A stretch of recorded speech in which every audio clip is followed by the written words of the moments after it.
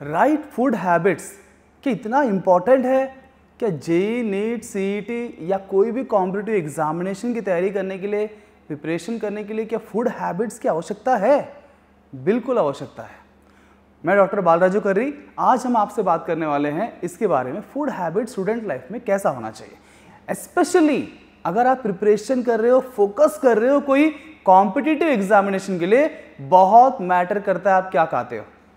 शास्त्रों में ऐसे वर्णन है, जैसे हमारा आहार होता है वैसे ही हमारा विचार होता है।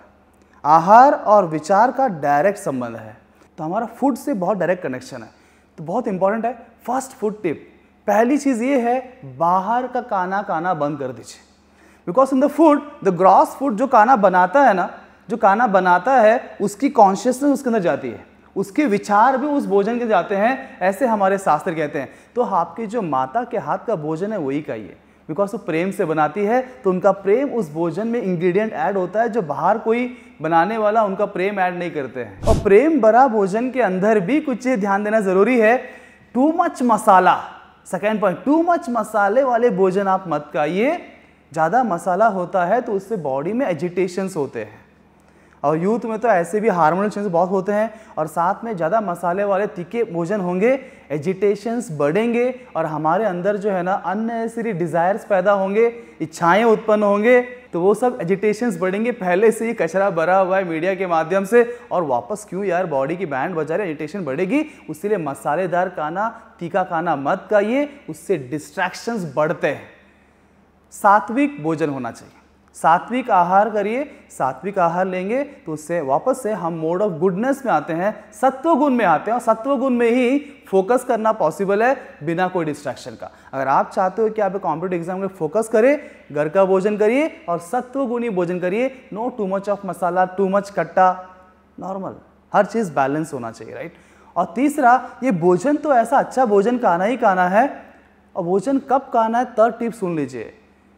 अगर आप सुबह उठना चाहते हो, बिकॉज सुबह उठ के पढ़ाई करना बहुत इंपॉर्टेंट है, हम सब जानते हैं, पर वो होता नहीं है। क्यों पता है? क्योंकि हम रात को देर से खाना खाते हैं, रात को हम देर से खाना खाते हैं। और याद रखिए, आपको लगता होगा कि आपका भोजन आप पचाते हो, बिल्कुल नहीं। हमारा भोजन भी पचाने की शक्ति हमारे अंदर नहीं है, हमारा भोजन तो सूर्य देव पचाते हैं। जब तक सूर्य है तब तक ही भोजन पचेगा, जब सूर्य चले गए, सूर्यास्त हो गया, उसके बाद हमारे अंदर भोजन पचाने की शक्ति उतनी होती नहीं है। जो थोड़ी सी शक्ति अंदर है, उसको पूरा शरीर की जो एनर्जी है वो लग जाता है भोजन पचाने में, और पूरा रात भोजन पचाने में चला जाता है। और सुबह आप उठने का प्रयास करते हो ना, पहले तो उठ नहीं पाओगे, और गलती से जबरदस्ती मम्मी ने उठा दिया और उठ भी गए, उठ के बैठोगे और उसके बाद झपके लगाओगे। क्यों पता है? क्योंकि कोई एनर्जी ही नहीं है दिमाग के पास, सारी एनर्जी जो है उस भोजन को पचाने में लगा हुआ है,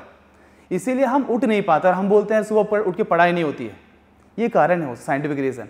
तो इसीलिए बहुत इंपॉर्टेंट, आप देखते होंगे बहुत से समाज, जैन समाज के लोग होते हैं, है ना, वो लोग सूर्यास्त से पहले ही भोजन कर लेते हैं, है ना, अर्ली। और पूर्वज हमारे आप देखेंगे गाँव में तो भी 6-7 बजे तक डिनर उनका हो जाता था आराम से, इसीलिए वो सुबह जल्दी उठ पाते थे। खेती जाने के लिए 3 बजे उठ जाते थे और कोई दिक्कत आती नहीं थी।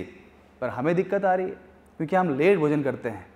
तो अच्छा आहार तो खाना ही है, और सही समय पे खाना जरूरी है। तो तीसरा पॉइंट आप याद रखिए, रात का भोजन जितना जल्दी हो सके उतना जल्दी कर लीजिए, मैक्सिमम 7 बजे तक कर लीजिए, ताकि आप सोने से पहले, बोलते हैं कि कम से कम 2.5-3 घंटे पहले खाना चाहिए। तो आप 10-11 बजे तक पढ़ाई करें, सो जाएंगे, सुबह आप 5 बजे आराम से उठ के पढ़ाई कर सकते हो। बस ये 3 पॉइंट याद रखिए, बाहर का भोजन बंद कर दीजिए और घर पे ही भोजन करिए, माँ के हाथ का बनाया हुआ।